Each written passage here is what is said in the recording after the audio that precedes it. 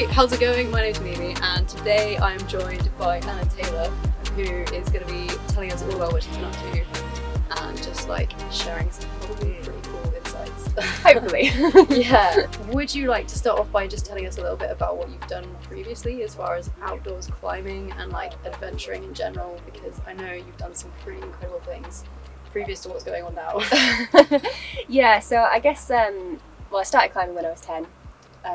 Firstly, and then sort of ended up having a little bit of a competition career as a kid, which I then ended when I was about 14 because that sort of environment just never really suited me. And then I actually took a break from climbing completely in my mid-teens, then got back into it at about 17 or 18 and sort of got very into outdoor trad climbing from there. And then for the next few years sort of got very into like UK head pointing, doing quite a lot of fairly bold routes around the place. After that sort of transitioned to soloing or free soloing as some people call it for a while. And then after that I kind of got more, I was invited on a trip to Guyana by a climber called Leo Holding. And we went out there for 5 weeks, very long story short, to climb this mountain called Roraima in the middle of the jungle. Wow. And it was a pretty incredible experience, definitely something that I never thought I'd ever be able to do.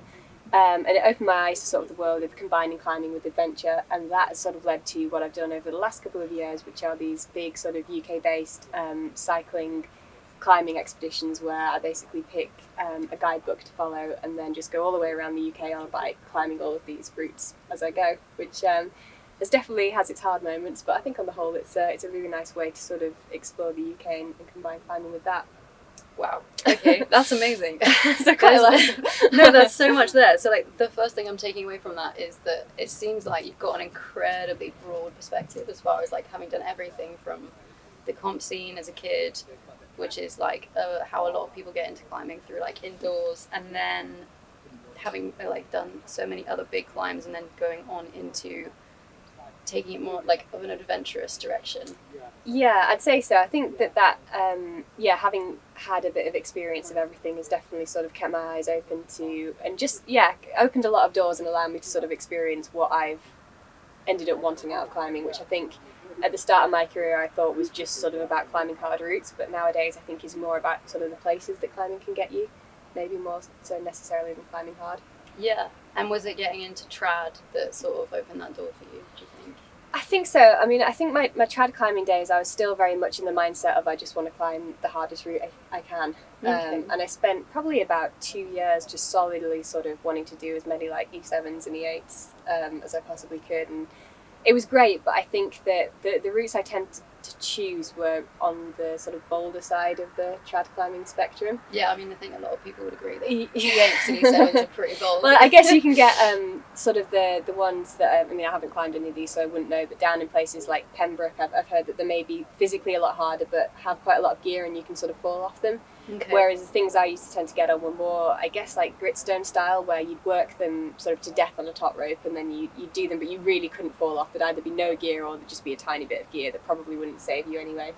And I think after 2 years of that, it's just a bit mentally draining, sort of constantly putting yourself in that situation, knowing that, you cannot make a mistake in this next 5 minutes or you're seriously injured or dead. And I think after that, once I started getting into the adventure stuff, it was kind of just a nice break from, in a way, how serious all that stuff felt, and just getting to do something completely different.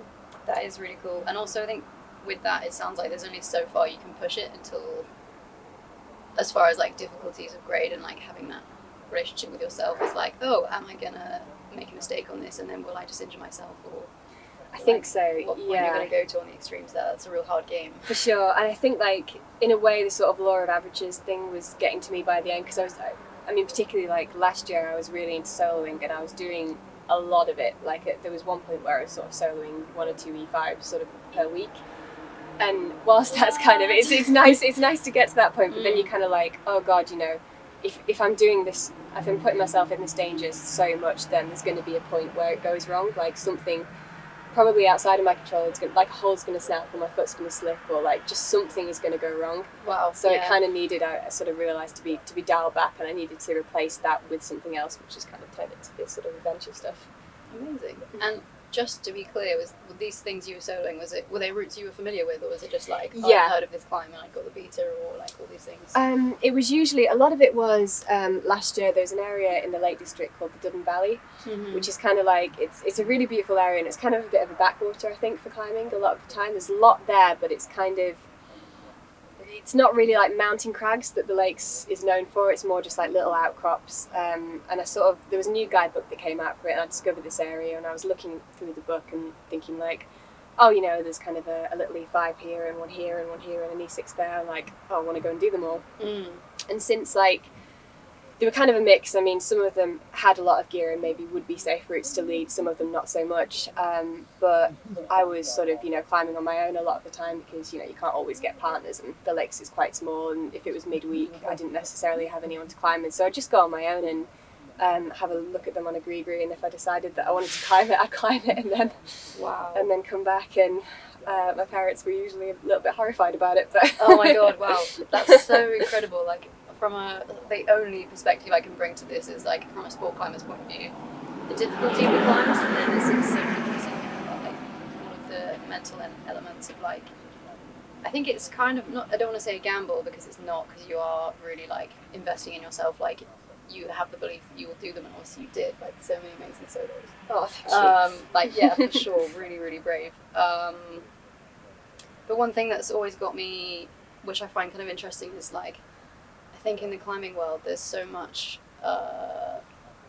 validation, I guess, of the like, people go out and do these incredibly risky things, which is also like so respectable and very cool, but I've always been a bit like hesitant about the fact that people don't actually talk about the amount of personal risk that you put yourself through for all of that. I totally understand that. And I find it like quite funny. I don't know what that's like for you, actually having done that and gone through all of it. I think it's definitely a bit of a funny one, because for sure, like, people get sort of put. I mean, I think Alex Honnold is probably the greatest example. I think what he did, well, not just soloing El Cap, but soloing everything else and all those mad things he's done. It's incredible, and it really is. He's just something else. But he very much does get put on a pedestal for taking enormous risks.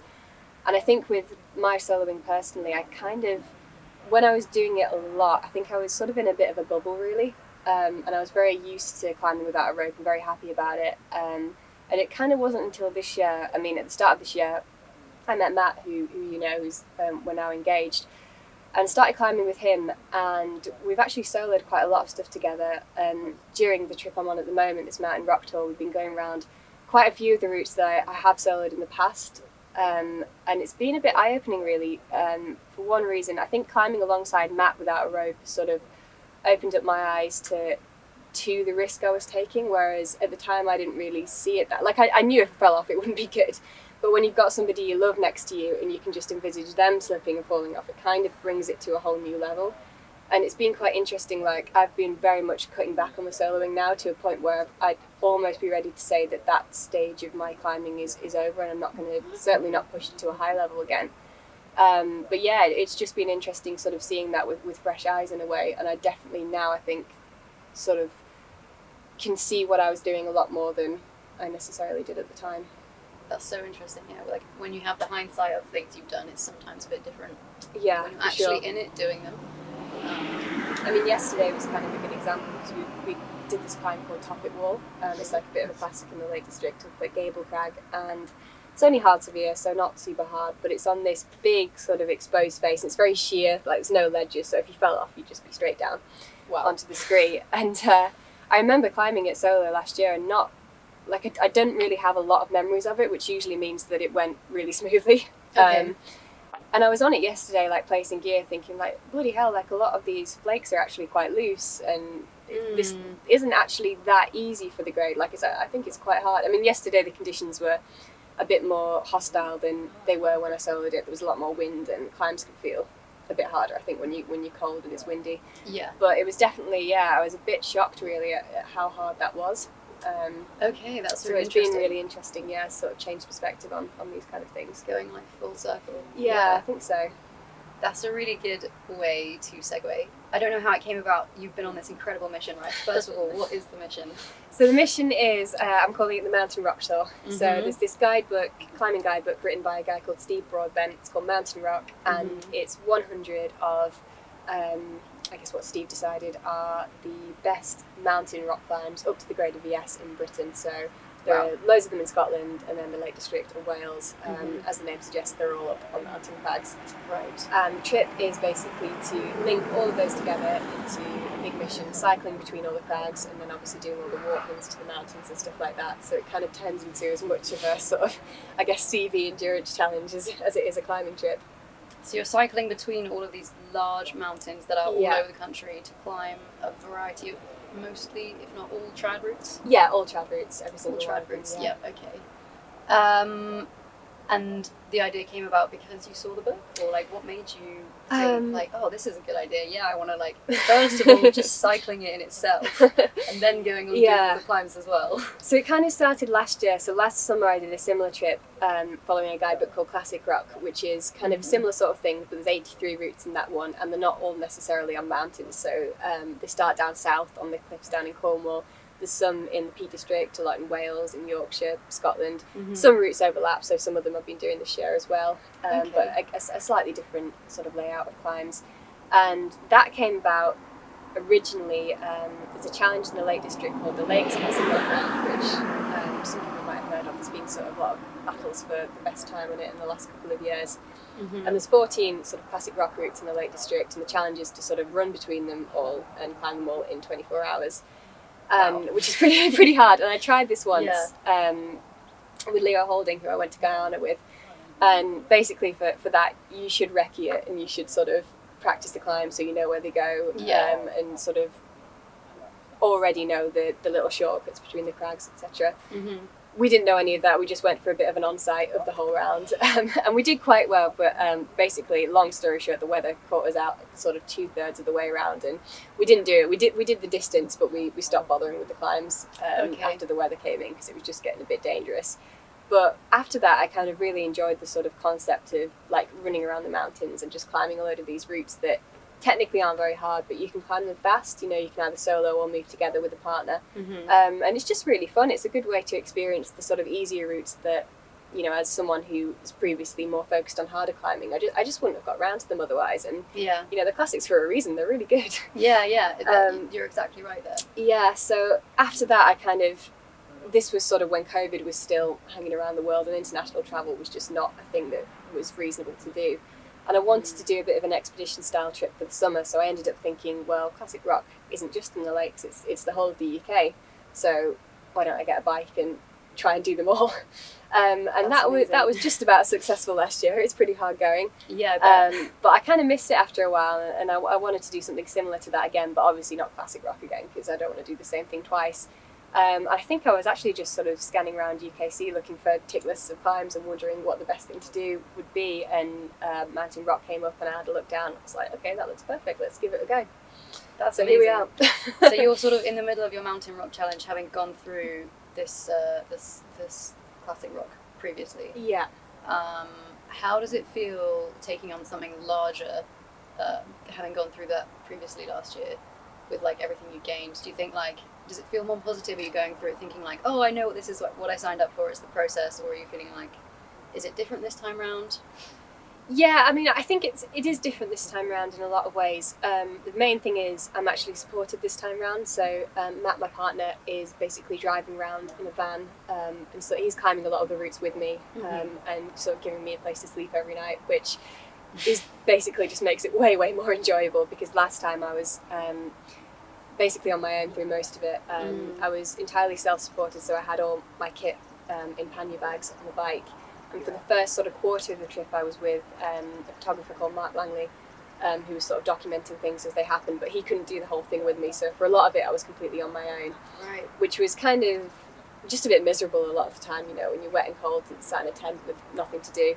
That, but also add on the different layers of exhaustion that you're probably going through as well. And all the climbs, you know, I had to either just free solo them or rope solo them, depending on how hard they were, and that was, I think, mentally pretty exhausting after a while. So I didn't really want to go through all that again. And obviously Matt and I sort of got engaged at the start of the summer, so we wanted to spend a lot of time together, but I still wanted to do this trip. And he wasn't up for the cycling this time because he's kind of got stuff to train for the autumn, so you know, putting all that energy into cycling wouldn't be a great idea for him at the moment. But it's kind of worked quite well because when I'm off cycling, he can go to whatever crag he wants to do and do his own thing, and then we sort of meet up at the end of the day. So in general, it's been a lot more enjoyable, but because I've had that support, that means I can sort of put a lot more miles into a day and focus more on the sort of physical side of the challenge. So I would say that it has been just as hard in its own right, because the cycle legs and stuff and like linking with the climbs I've been doing have been sort of bigger days out. So I've been a lot more exhausted basically by the end of it. So it's been different, but I definitely prefer what I'm doing this time. Yeah, it does sound like they're both equally as challenging. I can see how having Matt along is really helpful, but there are still just so many layers of like fatigue in all of it. And are you sort of, is your trip being pretty dictated by the weather, or are you like on a we will climb this even if it's bad conditions and all that sort of thing? Yeah. Because you've been doing it through, it's midsummer right now, just coming to the end, like beginning of autumn maybe. How has that all been going? Yeah, I mean, we've just done the Scottish leg, and we're sort of like maybe a third of the way through the lakes now. Mm-hmm. In Scotland, weather-wise, we got quite lucky for the most part. Like there was a couple of bad days, and we certainly climbed a couple of routes in not great conditions, but on the whole, it's not been bad. Whereas the Lake District now, we've sort of been having this weird cycle of like one decent day and then it just rains like solidly for 12 hours the next day. So on those days, we haven't been going up into the mountains at all, because the lakes climbs, they're kind of grouped together on crags. So if you're going to go up into the mountains, you want to tick a load of them off at once, and if it's just raining, it's just not really feasible to do that. Okay. So we've kind of been letting the rest days just happen when it's been raining too much around here. But we kind of, there has been a couple of times where we've gone up anyway. Like one day we had up on Ben Nevis recently. We went up despite the weather not being amazing, and it got a little bit sketchy at times. We'd done all the routes up there before, and we were soloing them. We didn't bother bringing any rope because we knew them. And there was a couple of situations where it just got a little bit dicey, really, because there was no visibility up there, and we weren't sure whether we were en route or not. Right. And on crags like that, I mean, the north face of Ben Nevis is massive, so if you go off route, you could end up on something quite hard and not be able to get back to where you're supposed to be. Fortunately, nothing terrible happened, obviously, but I think that sort of got a little bit close to the line for my liking, so I think since then we've been a little bit more careful. I'm glad that it happened that way around, where it's just a bit of a close call and you're like, okay, let's manage this, rather than anything like extreme hamming, like you say, getting lost. Yeah, well, it wasn't a proper epic, thankfully, but it was definitely getting towards one. Yeah, it's really good to manage that. And with all these different mountain lines, do you mind if I ask about grade? Just I'm sure some people be interested. Sort of, what do you think the variety of these different lines? Are they picked because of just the quality, or is it more like category of different grades? I think they go up to VS, so there's nothing sort of above. So technically speaking, they're all quite easy. Although I've sort of found out that VS in Scotland can be sort of equivalent to about E2 in England, I think, sometimes. Oh my gosh, wow. There's some pretty harsh grading going on up there. But I think that they're all sort of picked for various reasons. Sometimes it's the quality of the climbing is amazing, or it could be sort of the situation that the crag itself is in, or there's just something like really unique about one of the routes. For instance, there's one in Glencoe called Crypt Route. Okay. And it's not really climbing, it's like a caving expedition inside a mountain. So you walk up to this cliff and you kind of climb up this corner, and there's like a little entrance to a tunnel that you like crawl into, and then you go through this sort of network of passages. And it's kind of unlike anything I've ever done before, really. It's pretty out there. And only VDiff, which is like a really, really easy grade, but it feels like sort of a fairly serious mountain route. You've got to put head torches on, you can't see inside these tunnels, it's completely dark. What? So, oh my gosh. Yeah, it's really, really original. Like, I've never climbed anything like it before. So just stuff like that I think is sort of, you won't necessarily find on any of the crags. And it's been great going around them all, really. They've all been pretty good memories. You're sounding so psyched on all of it.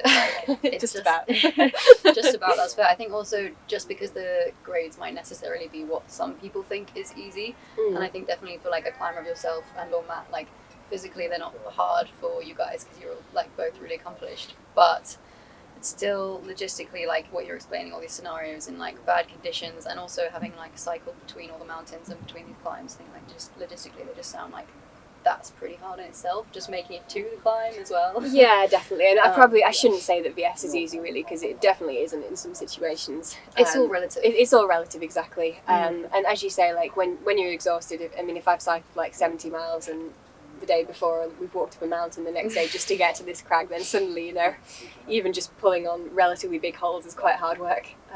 But I think that's all part of it, you know, that's kind of the point of the challenge is, because going up, for me and Matt, going up and doing one of these routes isn't particularly, you know, it might be a fun afternoon out, but it isn't particularly challenging, whereas trying to link them all together in this way definitely is. Massively, yeah. So yeah, it's definitely, it's a good fun thing to do, I think.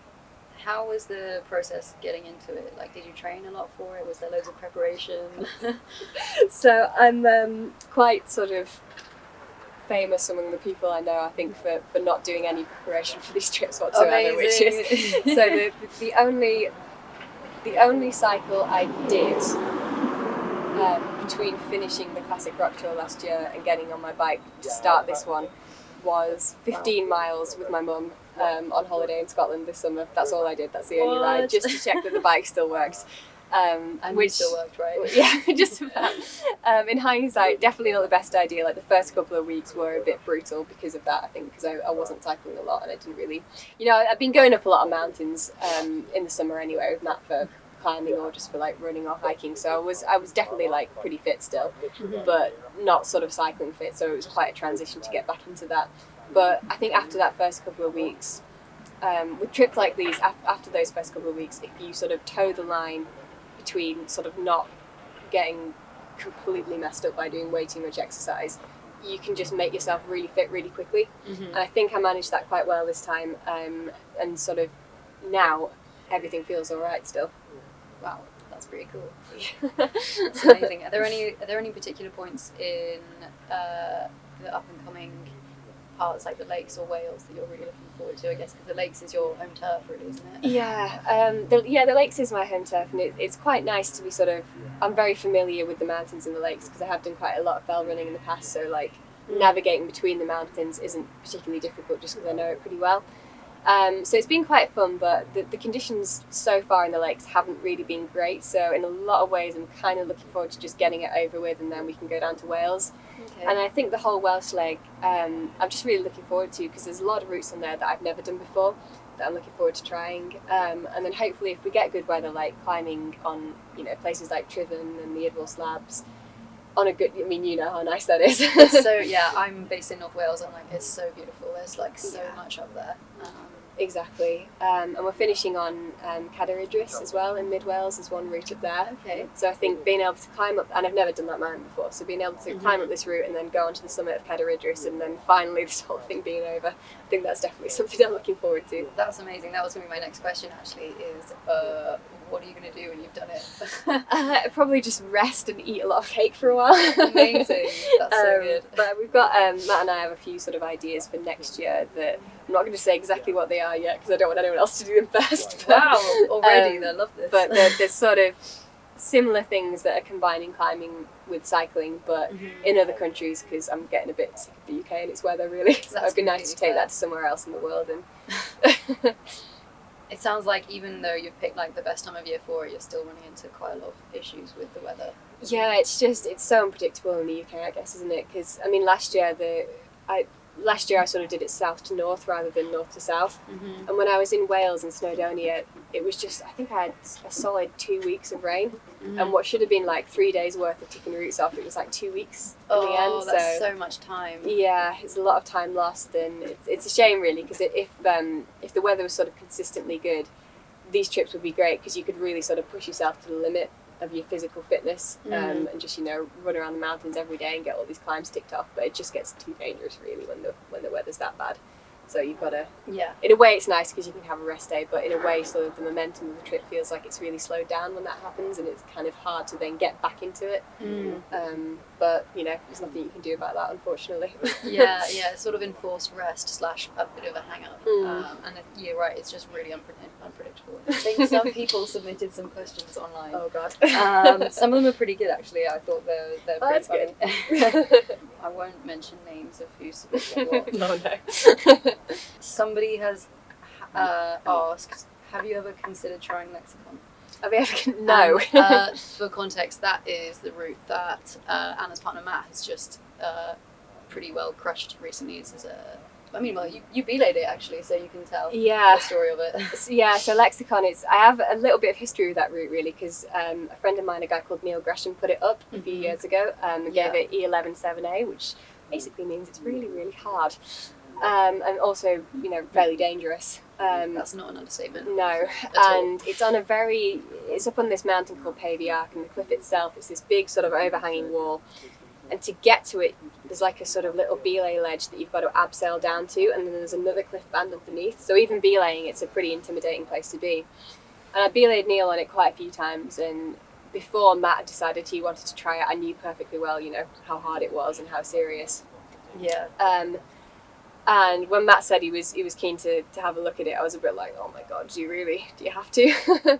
But he was really psyched for it, and you know, it all came together very, very quickly for him. But honestly, belaying him on that was probably the scariest experience of my whole life, because wow, oh my gosh. I could barely look, because I was holding his ropes, and the run out on it at the end is just massive. And it's not on the best bit of gear either, is it? No, not amazing. So just watching him get further and further away from this gear, I was just like, oh my god, just don't fall off. And then he pulled over the top, and I think I was just like, right, that's it, I'm never going to this cliff again. Oh wow. And Okay. I stand by that. I think honestly, aside from all that, Lexicon's just way too hard for me. Maybe if I trained solidly for like 5 years, I might be able to do it, but I'm just not, at the moment, I'm not particularly into head pointing, anything really hard or dangerous like that, so yeah, I think that's completely fair. The answer is no. Yeah, fair enough. Like, especially having watched first a very good friend go through that process, and then your partner. Yeah. Like, you would have probably more insight than anyone else, I reckon. Yeah, I who definitely hasn't have actually tried a it. fair bit of insight on that route, and I think it's an absolutely incredible route, but yeah, too hard for me. Fair enough. Another question that was submitted was the most scared you've ever been, which I'm imagining was what you just said. Yeah, probably that. I'm trying to think if there's a time climbing. There's been a couple of times last year, rope soloing stuff in the rain that's been pretty scary, where I've sort of been unable to get any gear in and been on my own on a mountain in Scotland somewhere. Mm-hmm. And you just know in situations like that, you know, you really only got yourself to rely on, and you've got to get yourself out of there because nobody else is going to. That is pretty terrifying. So probably something like that, yeah. I'm trying to think of like any proper epics I've had, but I don't think anything's been that bad that I can think of now. Okay, that's interesting. I think it's a funny one, because a lot of climbers, I mean, definitely only in my circle, as a sport climber, which is completely like the difference of, but like a lot of people talk about like suppressing fear when you're like climbing on a rope that's completely like safe, like bolts or anything like that. People have like lots of sort of fear of falling, but I think in that sort of scenario the fear is very rational. Yeah. Like, it's not the sort of fear that you want to be like, no, just ignore it, stick it in a box, I'm fine. It's like a fear that is there because you're fully aware of like all the risks. Yeah, it's quite a funny one, isn't it? Because in a way, I'm actually quite bad at sort of dealing with like the irrational fear. Like, I don't sport climb a lot, so I'm not very used to falling on bolts. And whenever I do try and sport climb, I'm absolutely terrified of falling off. I hate it. I think that may be because I've done a lot of soloing, so obviously it's kind of in my head that you cannot fall off. Yeah. No matter what you do. I think in the past I've been quite good at being able to just put that in a box and being like, particularly when I've been on my own and you know it's only me that's been able to get me out of that situation, sort of being like, right, what do I need to do to actually make it somewhere safe? Yeah. And doing that. But it's an interesting one for sure. Okay, fair enough. Thank you for letting me pick your brains. How's it going, Matt? It's going good. It's going good. Yeah. I'm knackered, yeah. Knackered. So you've been like the full support team following this trip / crazy mission so far. Yeah. So my job is essentially I'm just supporting Anna. So, I live in my van, so like I'm just following her around, giving her somewhere to stay, charging the stuff, taking the photos, and getting your pizza and chocolate strawberries. And You've also been doing a lot of times with me. Oh yeah. It's been amazing. And I think being able to sort of, like, we wouldn't have gone and done all of these climbs if it wasn't for this trip. So it's been kind of nice just having an excuse to, and we've had some good days, haven't we? Yeah, that's it. Yeah, and I mean, like, it's exactly what I've heard you say in the past, and that this is the only way that you get to like really explore the whole of the UK. Because a lot of these places, like the Cairngorms, for example, I never would have gone there if it weren't for this challenge. And it's just a beautiful area, and to be quite honest, I would even consider living there. It's like that cool. And it's like, you know, it's just like with just every corner we've gone to, of, you know, especially in Scotland, it's just incredible, isn't it? And getting to climb in all the different rock types as well. Yeah. It's quite fun, hasn't it? Because you've got like granite and like mountain rhyolite and the Lake Yeah. District. You quite like the granite, don't you? Yeah, I like the granite. I've got a funny Warm to it. relationship with it. Yeah, we got absolutely like spanked, didn't we, when we went to Ballater for the first time. Yeah, we did. Yeah, the granite is hard. I definitely recommend getting used to it. Did you take much talking into it? Because obviously Anna met this man, I did it, and then you were like, okay, right, what does this mean for me? Oh yeah. I mean, to be honest, I'd absolutely love to support Anna with anything that she decides to do. But I think the main thing for me is like selfishly, without a doubt, like I knew it was going to take a hit on my own climbing, which, you know, obviously like me being a, you know, quote professional climber as well, it's kind of like a difficult thing to balance as it is. So, but you know, I was just kind of like, well, at the end of the day, Anna supports me with everything that I do. You know, I wouldn't have done Lexicon if it weren't for Anna, and I'm certainly, you know, almost certain that I'm going to do Rhapsody, and that'll be because Anna's supporting me as well. So, you know, supporting Anna is the I think it's the quite least I could do. a cool dynamic we have to our relationship, isn't it? Where we've both got goals within climbing, but they're not necessarily very similar, but we can sort of support each other through different stages of our careers. Yeah. And some of the stuff we've got planned for next year is kind of trips that we're going to do together, right? Yeah.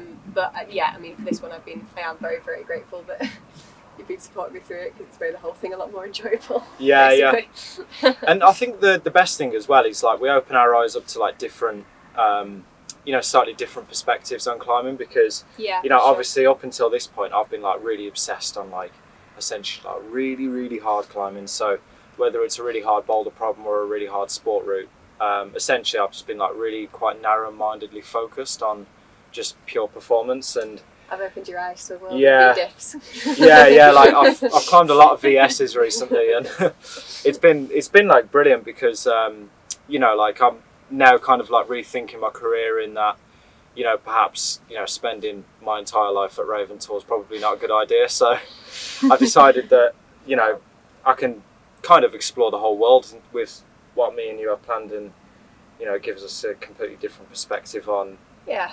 life. And, you know, same goes for you. It's like, you know, I hope that, you know, perhaps your perspective on like your view on certain things could be probably changed slightly. But I think my view on Yeah. training could be opened a little bit. Yeah, Probably. I'm you- not very good at doing that, but I think it's been cool being able to learn from you, like how much dedication you have when it comes to preparing for the hard routes and how much work you put into it. So Yeah. at some point, I'm sure I'll try and replicate that with another like a hard project. Maybe Yeah. one day. Yeah, you might actually have to do some training. I might. Yeah. That'll be the day, won't it? I don't think I've ever seen you hang off a fingerboard. So have you been training throughout this whole time while like following Anna in the van? Yeah, so I've got this like little setup in the back of my van. So I've essentially got like a clip-on kind of, I don't know what you call it, like a clip-on campus board, I guess, that I can barely campus on because it's too close to the ground. So essentially I'm just kind of like doing my training like in between your cycles and stuff, and you know, it's not like like a super ideal setup, but at the end of the day it keeps me in good shape so that when eventually I can get back to my personal goals, it's a little bit easier to execute if I'm kind of, you know, if I'm still sharp. You get some weird looks in car parks as well, don't you, when you put the campus board up and there's sort of people going past Yeah, doing yeah. shopping going, what the hell is They're that? probably looking inside the van and going, bloody hell, that's a mess. Yeah. Yeah. That Yeah. is amazing. Well, thanks so much for I'm really glad that this managed to work out, especially like mid-mission, big trip. No, thank you for having me as well. Yeah, just really happy that we managed to make this work. Thank you so much for watching. If you've made it this far into the video, please definitely follow what Anna and Matt are both up to on so many different levels, as far as crazy climbing hard and coaching, and also incredibly driven and all over the shop adventurous missions. Keep an eye on these guys because they're doing some seriously insane stuff. And I hope you enjoyed the video. Stay tuned for the next one. Thank you. Bye. Bye.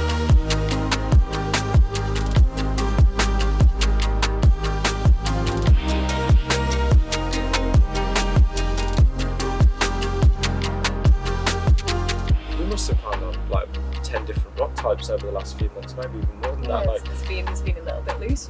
Yeah. Medium loose, really, really loose. Yeah. I'm falling down. Yeah. So So you No, get it's really good nice, and then you get really loose nice, Yeah, and exactly. okay nice, and then you